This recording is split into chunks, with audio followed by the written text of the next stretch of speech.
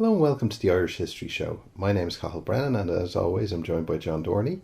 If you'd like to listen to this or previous episodes of the show, please go to our website irishhistoryshow.ie. You can follow us on Twitter at Irish History Pod or check out our Facebook page as well, the Irish History Show on Facebook. We have to say as well, we recently did a television show up in Belfast with Barry Shepherd, a regular contributor to the Irish Story website, on his show called History Now. That was good, wasn't it, John? Yeah, a good experience. Yeah, we did one on the Civil War and how it affected the North. So if you'd like to see that, it's actually up on Vimeo and just look up History Now, NVTV. Today we're talking about the 1918 General Election. And it's a very seminal event in Irish history, isn't it, John? Absolutely. I mean, it's probably the seminal event of 20th century Irish history.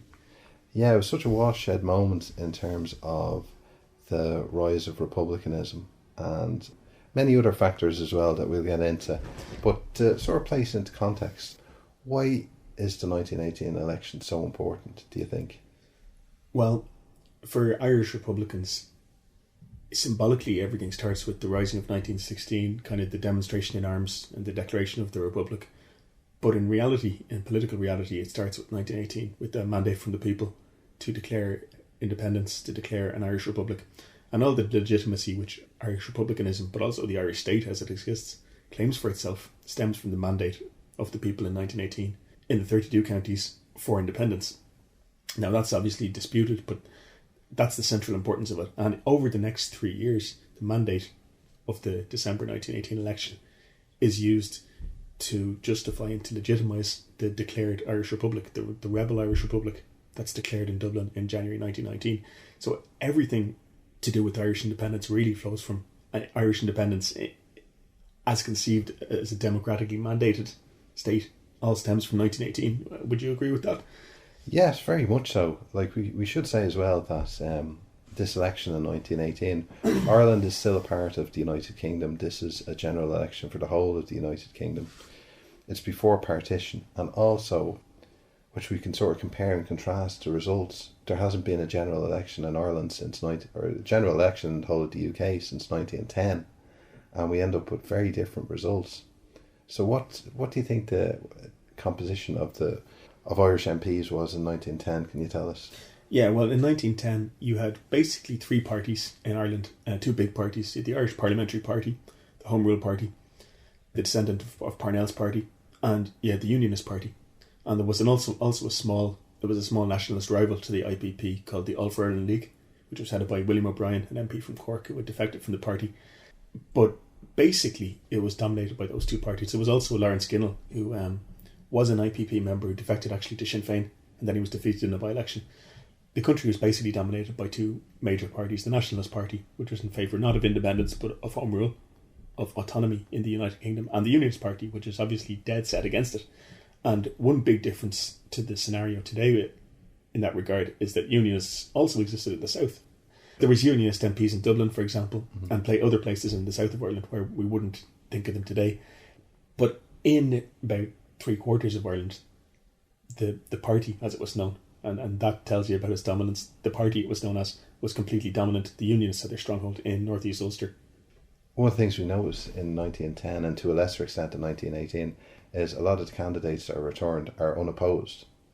Yeah, so in 1910, and this is consistent with a long-term trend in Irish politics, 64 out of 105 seats were unopposed in 1910.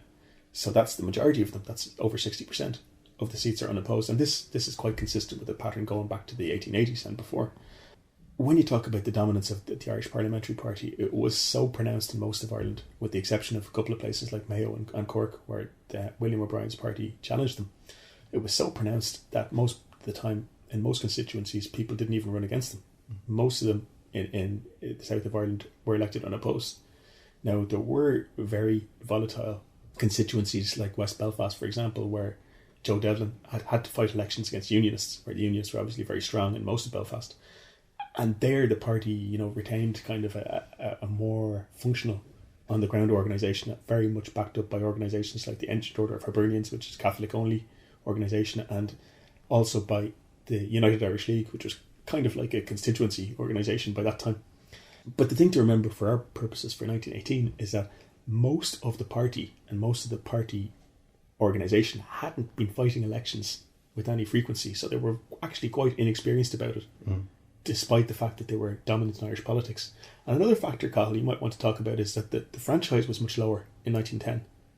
Yes, one of the things we notice during the 19th century into the 20th century is the extension of the franchise and how this affects voting patterns and the amount of people who actually have the right to vote. In the early 19th century, the amount of people who had to vote is quite small for quite a large country. Yeah, and one of the strange things about that is it actually gets smaller in the mid 19th century, which is not something you'd expect really, But what happened was that the vote was extended first of all to Catholics in 1795, back when the Irish Parliament itself was still operational.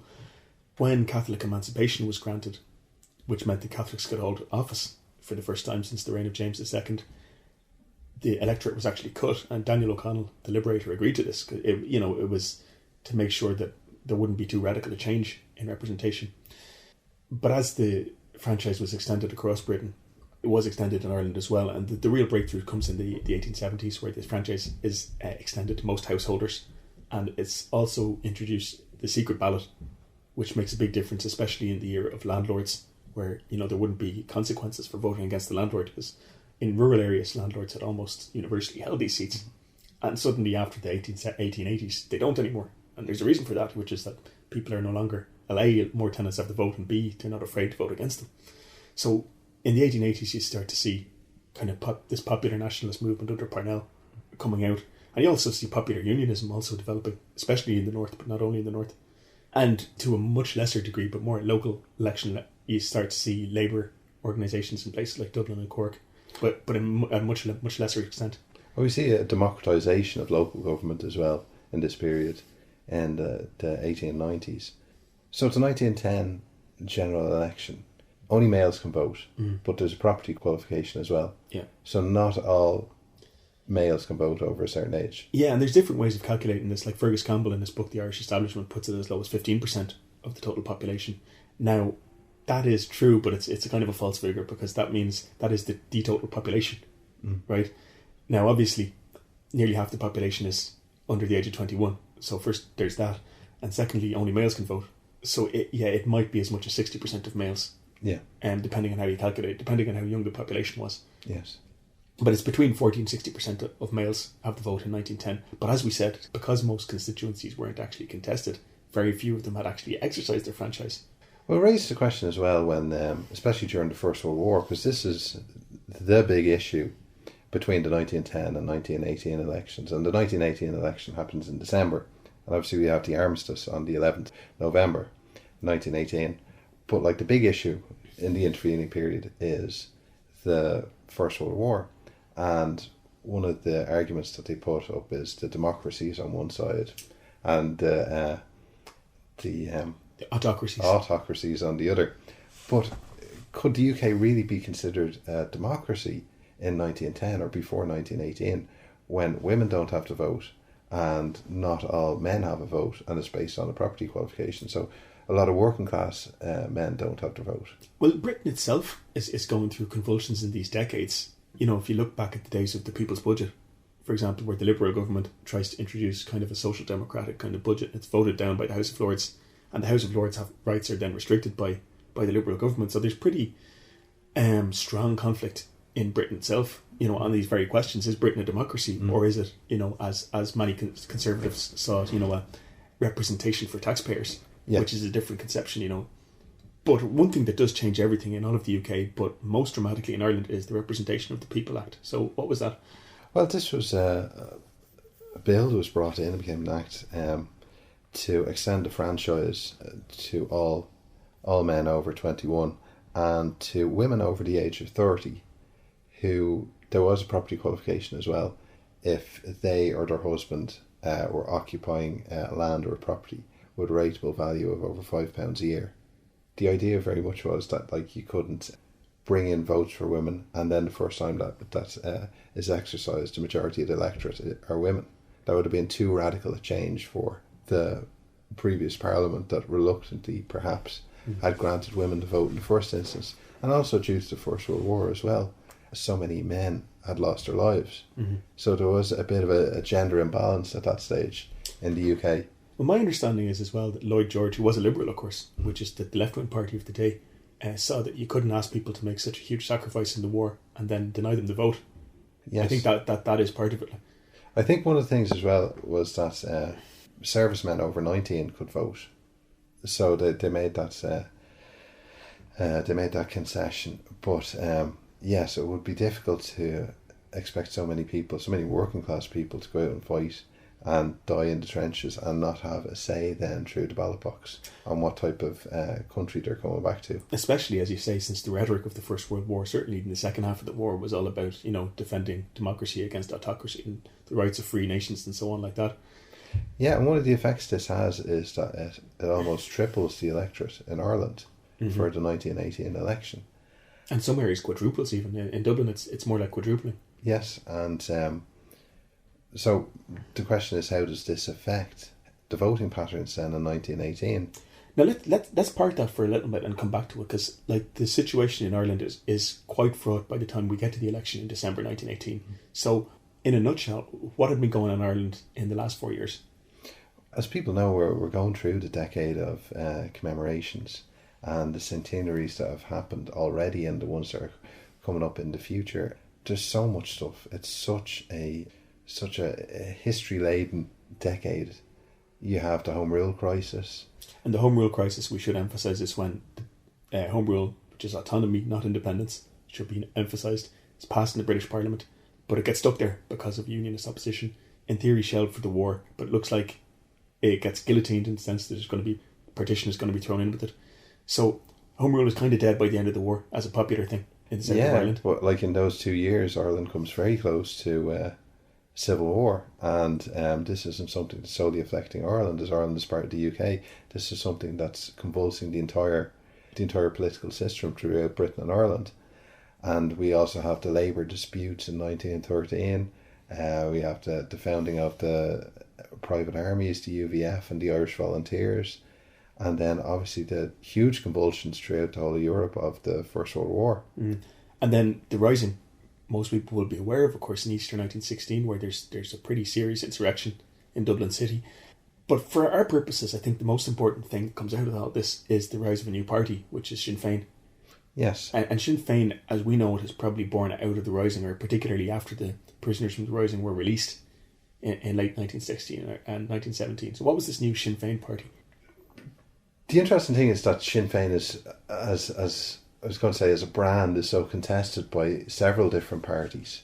Like the Sinn Féin that's founded in 1905, Arthur Griffith's party, could it even be said to be the same party that's existing in 1917? People will argue about this. Yes, because after the Rising, after the release of many of the internees, you have this coming together of several different groups. Like you have Count Plunkett's Liberty League, you have the Irish Volunteers, you have the old Sinn Féin party, and there's this founding of a new Sinn Féin party committed to separatism, committed to an Irish Republic, which isn't necessarily what the original Sinn Féin was committed to. Yeah, I mean, this, we'll have to, you can talk all day about the evolution of Sinn Féin actually, but for our purposes, the important thing is that in 1917, Sinn Féin has an Ardèche, where most of the volunteers many of the volunteers are integrated into Sinn Féin, and they vote to pursue an Irish Republic by Griffith's policy of 1905, which was to abstain from Westminster and to set up an Irish Parliament. So this new Sinn Féin is like a hybrid. So Griffith's method to use electoral means, but like the Republican end. Yes. But I guess the other thing that I would emphasise about Sinn Féin, and you can come in, Cathal, is it's a young party. It's a young man's party and young woman's party too. They're people who haven't an affiliation with the old parliamentary party, who don't have affection for it, and who really want to see radical change in Ireland.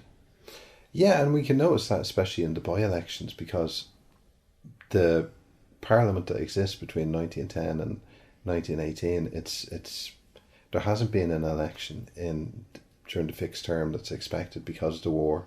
It's gone on longer than expected. So there's several by-elections happening in this period, and we can see that the enthusiasm of these young supporters of Sinn Féin during the by-election and the radicalisation of the events such as the Rising and the subsequent aftermath, the executions, gets this whole new layer of people involved. People who had been, probably to a large extent, alienated by the Parliamentary Party. Yeah, and I mean, I did an interview with Tomás McCunmara about this regarding the East Clare by-election, where very symbolically Eamon de Valera, who was one of the surviving commandants of the Rising, not the only one, as sometimes claimed, took the seat, which was vacated by Willie Redmond, who was the brother of John Redmond, the leader of the Parliamentary Party, who had died in the war. So it's two diametrically opposed visions of what Irish nationalism should be, and the one that embraces separatism and embraces republicanism won. Yeah. It's very dramatic. And the other thing about it is that De Valera explicitly endorses the Rising. He wears his volunteer uniform. There's rhymes and songs about him fighting in the Rising and so on like this. So there's something bubbling here. There's people are rejecting home rule, rejecting British rule, and going for this separatist project. But as well, we should say that when people talk about by-elections in 1917 and 1918, it's thought of as like one Sinn Féin success after another. That shows that the Irish Parliamentary Party was just ready to crumble and collapse, but this isn't the case. Right. There are a string of Sinn Féin victories, but then in early 1918, the Irish Parliamentary Party win several by-elections against Sinn Féin. Exactly, and Tyrone, Waterford and South Armagh, I believe. I think one of the interesting things when you read through the Bureau of Military History witness statements, one of them I was reading about the by-election in South Armagh, and the other factor as well being that this is Ulster, and the different type of politics, nationalist politics you have in Ulster, it's a very fraught election. It's you see even like GAA clubs splitting into like a Hibernian GAA club and a separatist GAA club within the one parish. It's a very bitter election. Yeah, no, that's a good thing to emphasise as well for listeners. So we mentioned there's two rival nationalist parties coming into this election. So there's the IPP and Sinn Féin, and especially in Ulster, they're really heated rivalry. Like, we're talking about violence, serious violence. Riots, shots fired, people beaten up. Election literature, smashed. All the full works. And this isn't a new event for internationalist conflict within general elections, is it? Not at all. No, I mean, Irish politics is notoriously unruly in the 19th and early 20th century. In 1910, the All-for-Ireland League, which tried to carve a niche for itself in nationalist politics, was basically beaten off the streets and the platforms in places like Cork and Mayo.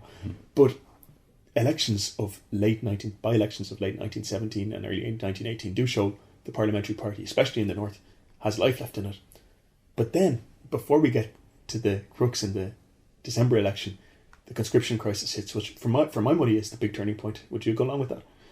Yeah, absolutely, because one of the factors involved is that the Irish Parliamentary Party is so closely identified with the war effort and recruitment and, support for the British war aims, whereas Sinn Féin from the start and the separatist movement in general has been anti-war, anti-recruitment.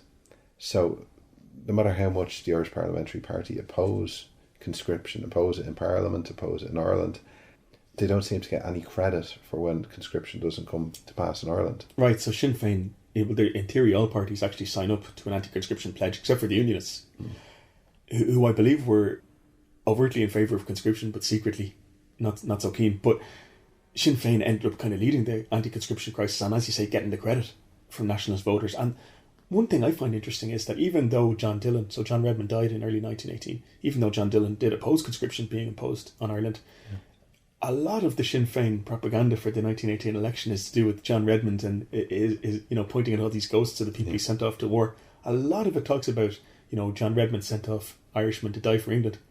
It's funny in a way that the Irish Parliamentary Party has been tagged with this sort of neo-unionist brush, whereas Redmond obviously is so closely identified with the war and recruitment. There's many MPs within the Irish Parliamentary Party who were veterans of the Land War, who were veterans of the Fenians IRB, even, yes. Yeah. And veterans of prison too, who would spend spells in well, even in Redmond jail. was actually in prison himself once upon a time. So I think people like Dillon would have been far less enthusiastic about the war than somebody like Redmond.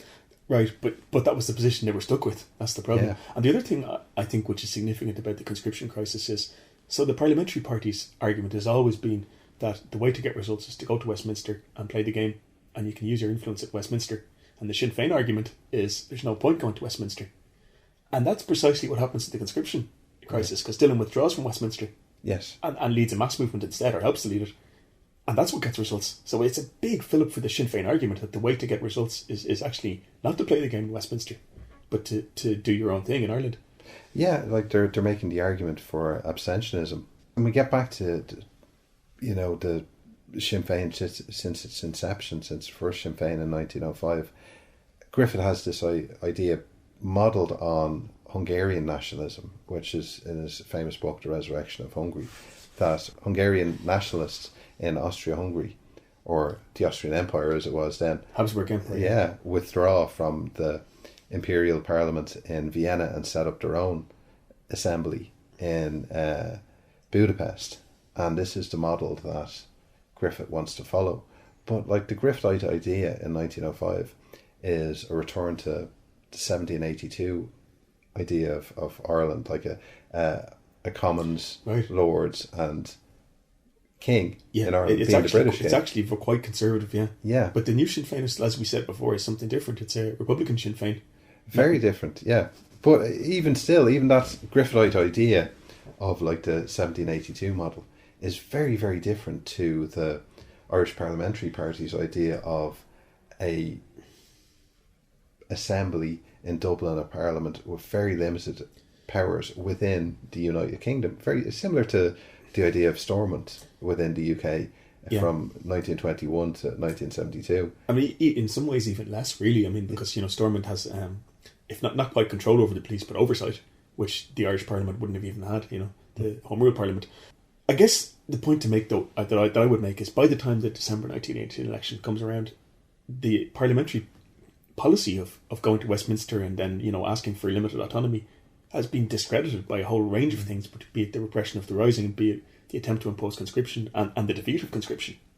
Which another argument that I would make is that British policy in Ireland is, it's sort of done as an afterthought, I suppose, because of the First World War, but they're never consistent either in repression or in concessions. It's always half measures, which is the worst of both worlds, because they look both cruel and weak at the same time, which, as Machiavelli said, you should never look. Yeah. By the time you get to 1918, I mean, the Sinn Féin are in the driving seat. I mean, so this thing of by-elections goes back in their favour. Griffith gets elected in Cavan, Cosgrave gets elected in Kilkenny. I mean, they're riding on a wave. I think, if you look at the accounts at the time, I think almost everyone expected a Sinn Féin landslide by the end of the year now. Well, I wonder, is that the case with the successes that the Irish Parliamentary Party had in those limited constituencies? As you say, people expect Sinn Féin are going to do very well, and the point to be made that I think Harry Boland was the director of elections, and he was discussing his expectations, and he was talking about it's going to be 75 seats upwards. So it didn't come as a surprise to many within Sinn Féin, but I think maybe to a British audience, maybe to many within Ireland who wouldn't have been within the Sinn Féin movement, would have been surprised at the scale of the victory. Well, one thing, actually, just before we go on to the election itself, that I think we need to emphasise is that it's not probably by international standards an entirely free election, in the sense that a lot of the Sinn Féin prospective MPs, the candidates and their election organisers, including Frank Gallagher, who was their director of elections, were in prison under the Defence of the Realm Act. Quite a lot of them were. So, people talk about the violence and impersonation, which we'll get onto, which there was, but the only party whose activists and candidates were getting arrested and put in prison was Sinn Féin, and including the leader of the party, Eamon de Valera, arrested under the German plot, which was a very nebulous idea that there was some sort of contact with the Germans, they knew not what, but they were going to arrest a whole load of people based on this assumption.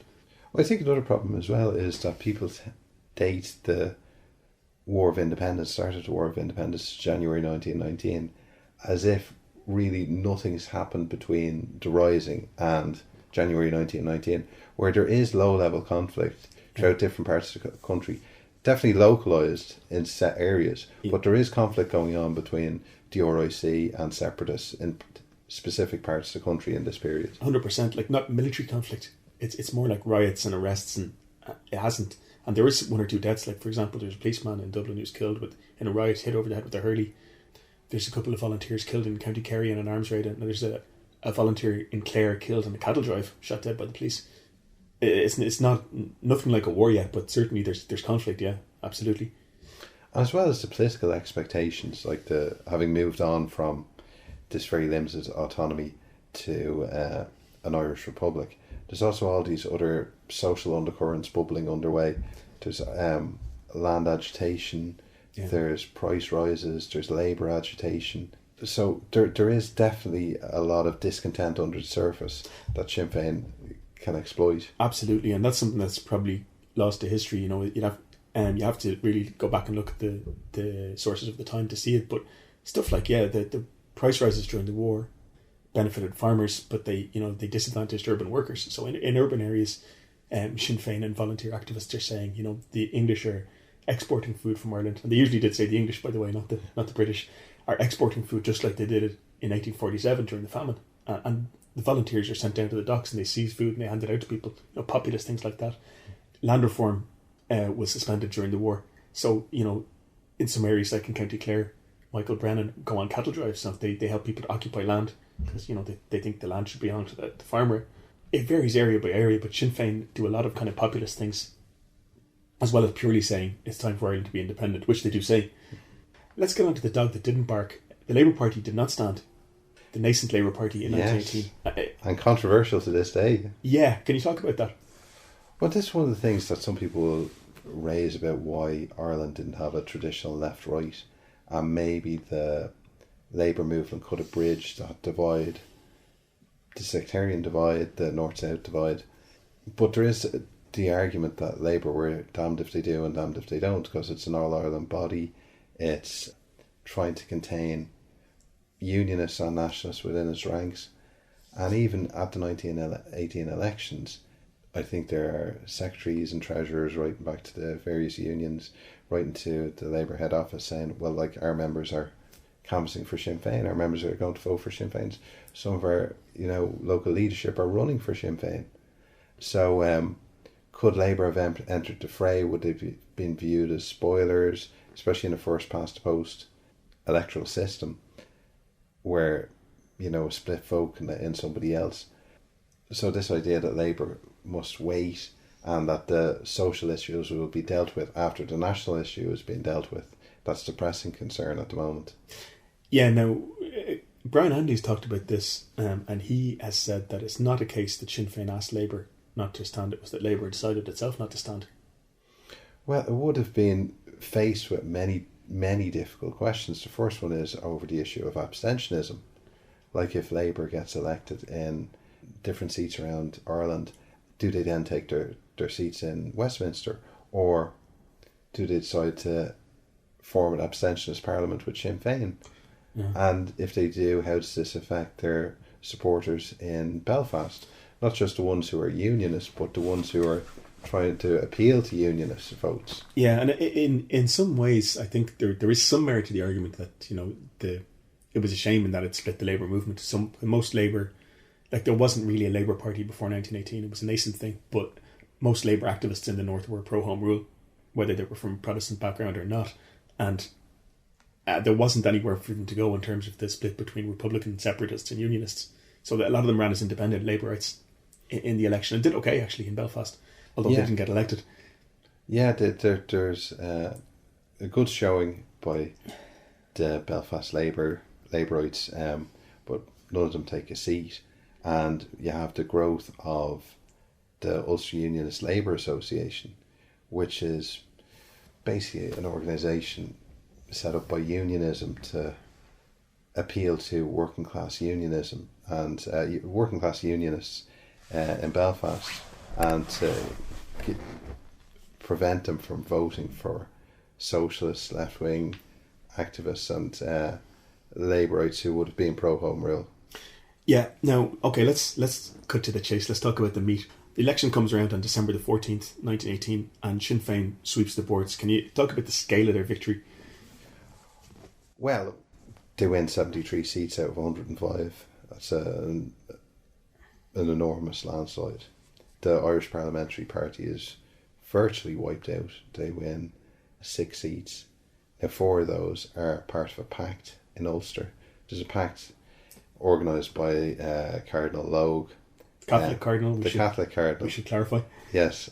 According to Dorothy McCardle, interestingly, I was reading over the classic The Irish Republic recently, and she says that Sinn Féin didn't actually want the pact, but that Owen McNeill went ahead and agreed on their behalf. Now, yeah, it's not the first time I've seen that as well, and not in McCardle's work. But anyway, the seats were split they were divided by the cardinal between the two nationalist parties, so the Unionists wouldn't get in basically in the north, or tried to keep as many of them out as possible.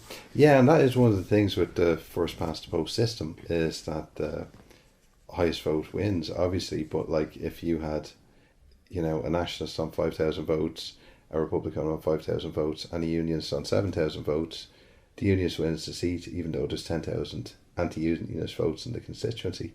So, and this happens in East Down, as a majority nationalist constituency, and the pact breaks down. Both an Irish Parliamentary Party candidate runs and the Sinn Féin candidate runs. They split the nationalist vote, and the Unionist takes the seat on a minority of the votes cast. Yeah, now, in the rest of Ireland, you mentioned the IPP held on to a seat in Waterford, which was the Redmond seat. So Captain William Redmond, son of John Redmond, held on to the seat. That's the only one. There's a Unionist seat in Dublin, held by Maurice Dockrell. It went on to found a dynasty of Irish politicians. But apart from that, it's a clean sweep, I think, for Sinn Féin in the south. Yeah, and they're two very interesting elections there that you've just mentioned, because one of the things we've seen there recently up on YouTube, a lot of the old British Pate film footage is being digitalised and put up onto YouTube, and you can see the election there in Waterford. And one of the things about William Redmond is that he canvasses the entire election wearing his British Army officer's uniform. Yeah. And he defeats the Sinn Féin candidate. And there's a lot of interesting things there within that election. But within the election as a whole, like the role of separation women, the role of ex-servicemen. Let's talk about that. So the separation women are the families, not only the women, but the families of people who had joined the army during the war. And then there's ex-servicemen, most of whom were still probably in France at the time. Mm. But, and some of them would have been demobilised already, I suppose, or were injured or what have you. But there is certainly an identification in the election that the servicemen and their families support the Parliamentary Party. And yet, despite the fact the number of servicemen, there's 200,000 plus, that doesn't really do much for the party in most of Ireland. No, if we get into the actual amount of votes cast, like about 48% of the electorate vote Sinn Féin. And that doesn't seem like the landslide overwhelming victory that the seat allocation would have you believe. But the one thing we have to remember, when you start to crunch the numbers, though, it starts to look like a lot more. Yeah, there's an awful lot of uncontested seats, not to the same extent as 1910. 27 seats are uncontested, but this is in areas where the Irish Parliamentary Party have just given up the ghost and see no point in even contesting the seats. Or as we alluded to a while ago, they didn't have a very strong organisation because they hadn't been winning elections, or hadn't been fighting elections for decades. Yeah, some of these seats, there hasn't been a contest from 1890s, sometimes going back into the 1880s. All of the ones that Sinn Féin had won in by-elections are uncontested, to my knowledge. If you assume that Sinn Féin would have won a large majority in them, which they would, and then if you take away the seats where they didn't stand, it starts to look a bit more like 66%. Yeah. Of the vote. Yeah. And it was a more probable, and it's more in line with the share of seats they got. Another strange thing, though, to modernise certainly, is that people can run in more than one constituency.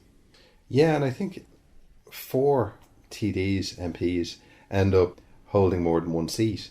So De Valera, for example, he's the MP/TD for East Clare and East Mayo. And he runs in West Belfast. He runs in West Belfast as well.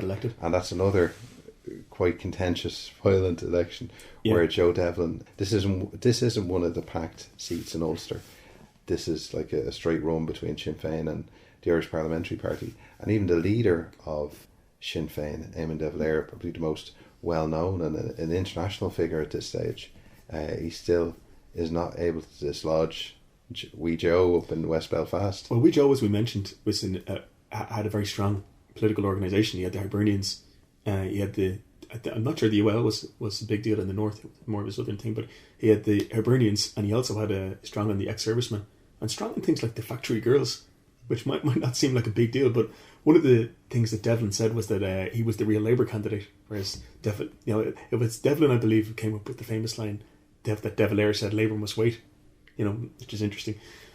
Outside of that, though, I mean, I came across an interesting quote from County Kerry, where the previous MP for County Kerry, or part of County Kerry, said he was going to stand aside and let the whirlwind of insanity pass that was Sinn Féin, and that the sober people of Ireland would come to their senses. But there is really a landslide for Sinn Féin, I think, once you drill down into it. Now, a recent question that people have been debating, and there's been a project up in Queen's, I think, about this. Was it the case that with the electorate tripling or quadrupling, that a whole cohort of new, poorer and female voters voted for Sinn Féin? The people, the people have been waiting for their chance to vote away these conservative old people. Mm. Or was it the circumstances, do you think, of the extraordinary events since 1914 in Ireland? Well, that's interesting because, like, as you can see from the Unionist victories, which are quite conservative party, probably Ireland's most conservative party, women were quite prepared to vote for that. They were going to vote on, national issues before they'd vote on gender issues. But at the same time, they're not the only conservative party when it comes to women. Like John Dillon's famous line, it'd be the end of Western civilization if women ever got the vote. But it does help to explain why they did so poorly in the South, though, I think, or possibly with the new franchise. Yes, while the nationalist vote did collapse, it didn't collapse entirely. No. There's still a bedrock of support there for the Irish Parliamentary Party. But over 8 years, a lot of the older Irish Parliamentary Party voters would have passed away.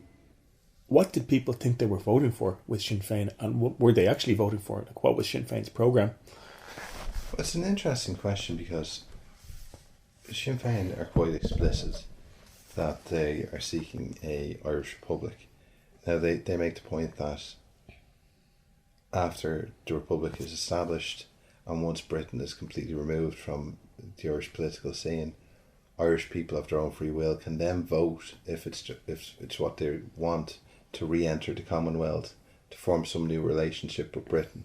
But they have to remove this threat of coercion there. It has to be completely coming from the Irish people themselves, what relationship they want with Britain. But how they will get this is by an independent sovereign republic, and then at a later stage, if they want to amend this and change it to something else, they can. Whether the Irish people as a whole believe this was even possible is another thing. But what they voted for, though, I mean, I think this needs to be really needs to be made, is they voted for an abstentionist Republican Party. And, Yes. and they make no bones about it. They say, that's what we're going to do. We're going to abstain from Westminster. We're going to enact our own parliament, and we're going to declare independence, which is exactly what they did. For once, a political party doing exactly what it says it's going to do. Yeah, that's very true. I think there's not much ambiguity there, but there is ambiguity, I think, in the question of, did people know that they were potentially voting for war or for insurrection, whatever you want to call it? That's a trickier question. Yeah, very much so. Like, is it a mandate to go to war with Britain? That is the question, and that maybe is the issue throughout the forestall. It becomes a big issue, especially in light of later events throughout the century. Like, if it's a mandate to take on the British Empire by force of arms. And actually, in the election, though, I mean, Sinn Féin are very ambiguous about this. So they endorsed the legacy of 1916. They glorified 1916, so there's no repudiation of violence.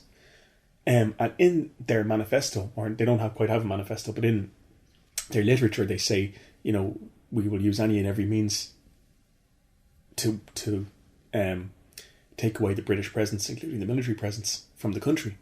But that can be variously interpreted. That doesn't necessarily mean it's a vote for more insurrection. And actually, a lot of Sinn Féiners in 1918 possibly didn't think there would be a need for that.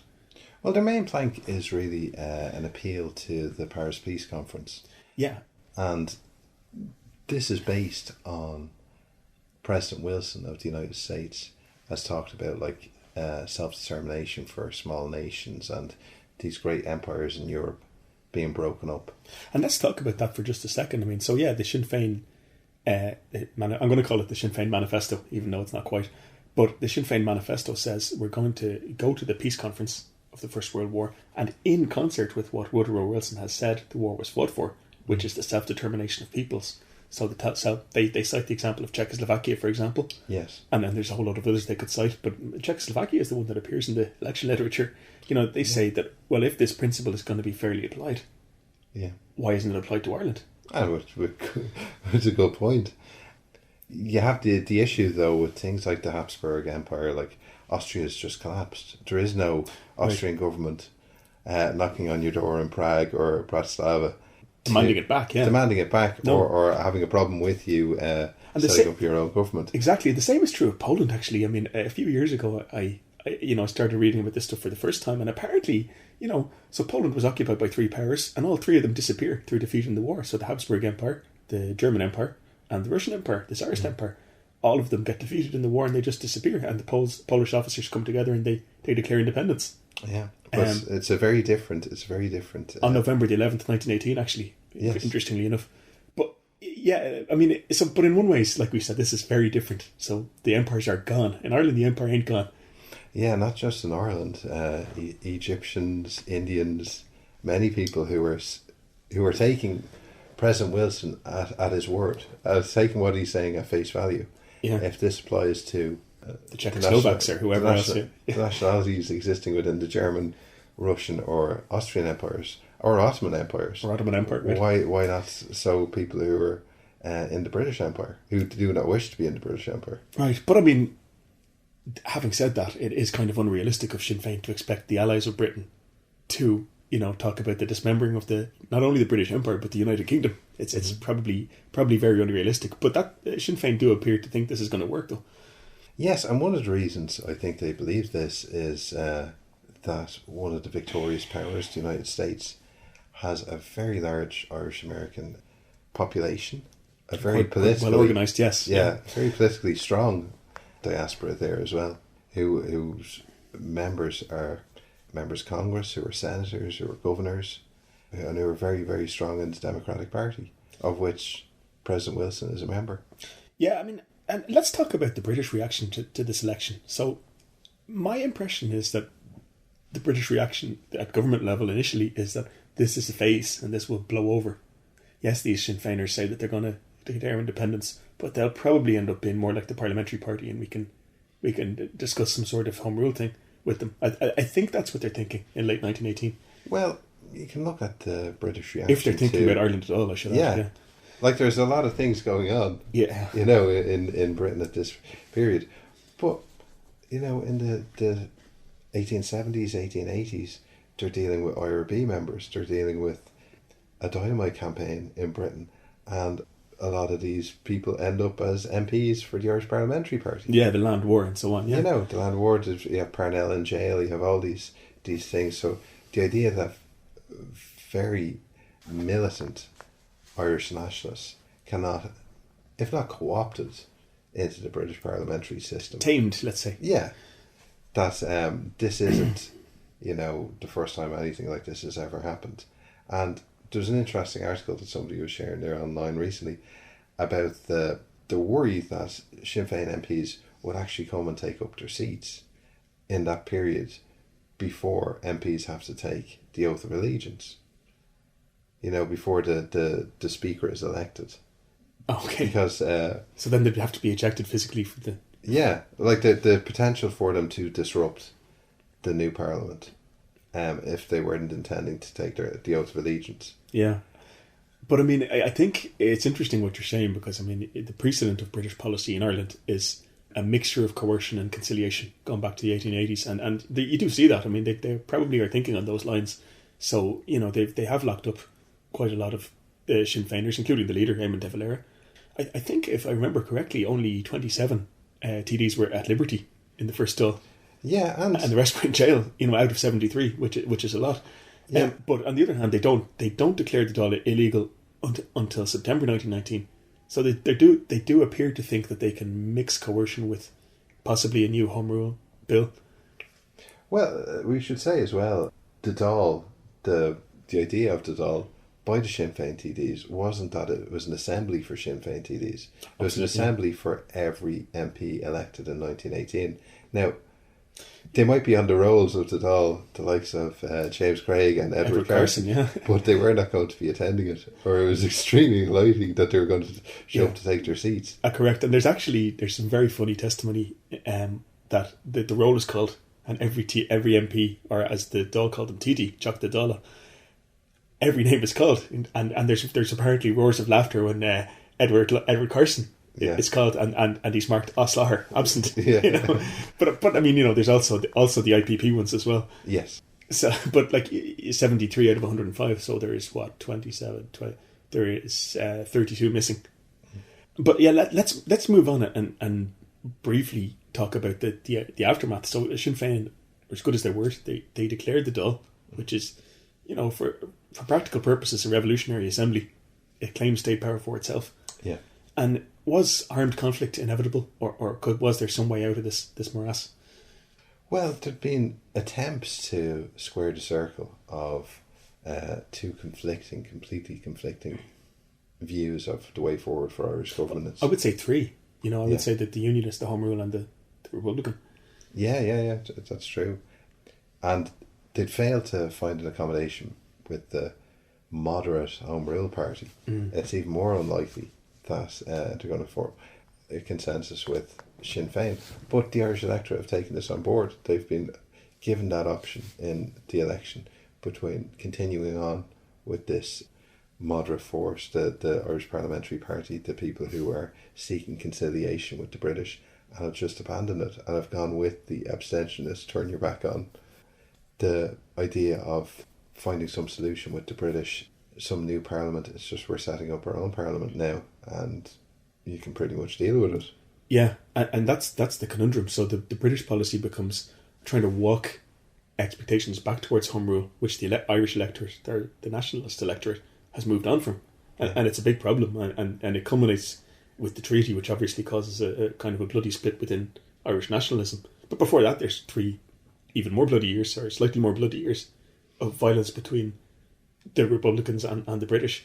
And as you said, one factor which never gets resolved in this period is partition. What did Sinn Féin say about partition in 1918? Well, it's interesting because, that's just one of the major areas where the Irish Parliamentary Party had completely lost credibility with the nationalist electorate. Yeah, so I mean, we should emphasise partition doesn't come about in 1920 or 22. It's mooted in 1914, first of all. And it takes very many different shapes. Like the idea of what partition will be. First, will it be like the exclusion of the whole of Ulster, which seems to be what the Ulster Solemn League and Covenant is calling for, and the whole 9-county Ulster. But obviously the Ulster Solemn League and Covenant doesn't want Home Rule for any part of Ireland, but especially for Ulster. And there are, at different stages, they're talking about 4-county exclusion, 6-county exclusion, parts of counties being excluded, and all of which is very bad politically for the IPP, for the Parliamentary Party. Well, and they get bashed for this. Yeah. What's even worse for them is that in 1916 they agree and hold a convention in Belfast to get Northern nationalists to agree to the exclusion of 6 counties. At this stage, we're talking just about exclusion, that 6 counties will continue to be directly ruled from Westminster. Yeah. And the only thing is that they're not coming under the governance of a Dublin Parliament. There's no talk now at this stage of 2 Home Rule Parliaments. No, that's down the road. That's 1920, yeah. Yeah, in Ireland. You can see a part of the new Sinn Féin, founded in 1917, is disillusioned former Irish Parliamentary Party members in the north who break off at this stage. Yeah, can you give an example of some of them? Well, sort of like George Gavin Duffy and people like that. The Irish Nation League, I think they're called. Yeah. And a lot of the west of Ulster is eventually won by Sinn Féin as well. Yeah. And west of what would be Northern Ireland as well. Yes, and you can see during these years there's different things like the Irish Convention trying to come to a solution. And the Irish Unionist Alliance, the southern version of that, the Unionists who live in the 3 southern provinces know that they have to find an accommodation with nationalism, because there's no way this can continue. But the numbers are against them, yeah. The numbers are completely against them, that they continue to prevent any type of home rule for Ireland. That now is the time to find an acceptable form of home rule to Unionists, at least in the 3 southern provinces, and obviously the 3 border county in Ulster end up being part of that as well. But I mean, as regards Sinn Féin, I mean, my impression is that yes, partition is a very useful thing to beat the Home Rule Party with, but Sinn Féin don't have a sophisticated idea of what to do about the Unionists. They tend to say, well, the Unionists are Irish too, and Ireland is indivisible, and they don't have a very sophisticated policy towards the North and what to do about it, I don't think. Well, this isn't just a complaint from Northern Unionists, it's a complaint from Northern Nationalists as well after partition. Right. That Sinn Féin hadn't really given the issue the level of consideration it required, or even come to some type of compromise, workable compromise that could have avoided partition.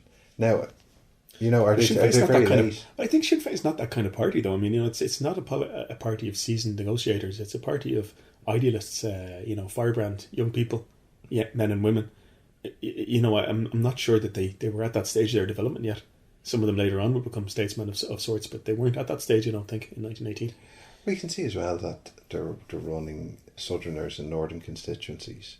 There's the failure as well, that some people may mention, is the failure to run George Irvine in North Fermanagh in 1918, who was a Protestant Republican, and that could have got them a few more votes, perhaps have given them the Fermanagh seat, which they don't win, by the way. It's won by a Unionist.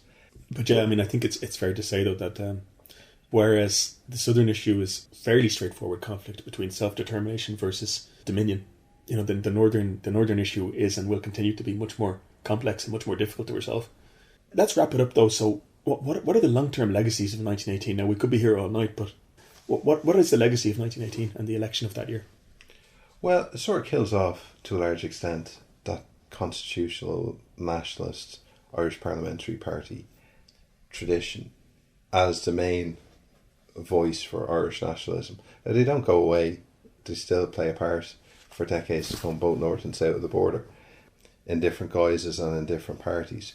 But Sinn Féin and the parties that come out of Sinn Féin dominate Irish politics, or Southern Irish politics, up to the present day, with Fianna Fáil and Fine Gael. And their concept of the way forward, the whole idea of the Irish Free State and what succeeds it with the 1937 Constitution, all comes from that Sinn Féin tradition, basing itself in 1916, basing itself in the 1918 General Election and the 1919 with the First Dáil and the Declaration of Independence. It doesn't come from the Parliamentary Party tradition. It doesn't come from viewing the treaty as a successor to the 1920 Government of Ireland Act and the Home Rule that has been on the statute book from 1914. It comes from a completely different political point of view. Yeah, and even, conservative pro-treatyites in later years, like Kevin O'Higgins, were very explicit about this, that, I do not wish to see it stated that the state has that origin, because the state has other origins. Very obliquely put, but I mean, O'Higgins is identifying with the Sinn Féin tradition, with the revolutionary tradition. The other thing I think in the long term is that there's this very fundamentalist kind of Republican conception that comes out of 1918, which is that the Irish people exercise self-determination on an all-Ireland basis for the last time in 1918. It was the last legitimate election, although with caveats. Some people will claim there's 1921 as well. But it's the last all-Ireland election, and it's kind of the sine qua non that every election since has been illegitimate. And this is still with us today, this conception, but in a lot of ways, like it fails to take account of all the complexities that happened in the years since, I would say. Yes, like there's the difference between de jure and de facto, concept of Irish history from the Republican point of view, and it wouldn't be the a Republican point of view. Yeah. We'll talk about 1918, we'll talk about the First Dáil, Second Dáil, the failure to properly dissolve the Second Dáil, and this can, you can get very legalistic about this. Yeah, it can get very bogged down in but the basic claim is that 1918 is the last legitimate election. Yeah, and we've seen as well with the Good Friday Agreement in 1998 that one of the points that they really try and sell it on from the nationalist point of view, and also the Southern government, was that this was also an All-Ireland vote. Right. And this was the first All-Ireland vote. There wasn't really an All-Ireland vote. There was two separate referendums. And, but it's interesting they had to make that argument, though. That there's in 1998, which is 70 or 80 years after, they're still talking about the 1918 election, and there's still a need that they feel they have to say, well, that argument has been superseded now. That is, the North voted for the agreement and the South voted for a constitutional change. Yeah. But it's interesting. I mean, so it's considered to still have weight among the electorate. in 1998. Now, I don't know how much weight the Good Friday Agreement would have had if it would have failed to get a majority in the North, but on an All-Ireland basis, I had a majority. I don't know, could I have sold it on that basis? I doubt very much. Probably not, but it's important for people like Sinn Féin and maybe even Fianna Fáil, I suspect, that to be able to deploy that argument. You know, it's one of these things we can look at why the election is so important, and it does sort of kill off as well as things like, as we mentioned before, the All for Ireland League. They were gone, but that enmity between them and the Irish Parliamentary Party meant that they were more inclined towards Sinn Féin than they were towards my understanding the Irish is Parliamentary Party. Yeah, my understanding is they joined Sinn Féin, actually. Mm-hmm. William O'Brien threw in his lot with Sinn Féin in the 1918 election. So, in closing, Cathal, would you agree with me and say that the election of 1918 is also part of a wider European and world story? Oh, I think so. Like, the end of the First World War is really revolutionary in a real sense, because, you know, we're talking about the collapse of empires. We're talking about, like, the Bolshevik Revolution in Russia. Universal suffrage. Like, massive social upheavals in terms of class conflict, in terms of land, in terms of women, in terms of youth, in terms of all these different things. And Ireland is not removed from this. The issues with Irish sovereignty and the way forward for Irish nationalism are very Irish-centric. They're definitely Irish issues, but they're not divorced from the wider European context of what's going on. Absolutely. And I would say that the story of the 1918 election is part of a wider story there, where the old orders just won't work anymore in their previous form, and that something has to give. The old expectations too. Okay, thanks very much, John. We'll wrap it up there, and that sort of leaves us open for many other issues to come down the line, things like the First All 1919 and the War of Independence. So thank you very much for listening. We really appreciate it. If you get a chance, please rate and review the show on iTunes. It really does help us. If you want to listen to previous episodes of the show, please go to the website irishhistoryshow.ie. Follow us on Twitter, Facebook, contact us, tell us if you like the shows or what you'd like us to cover in the future. So on behalf of myself, Cathal Brennan, and on behalf of John Doherty, thank you very much.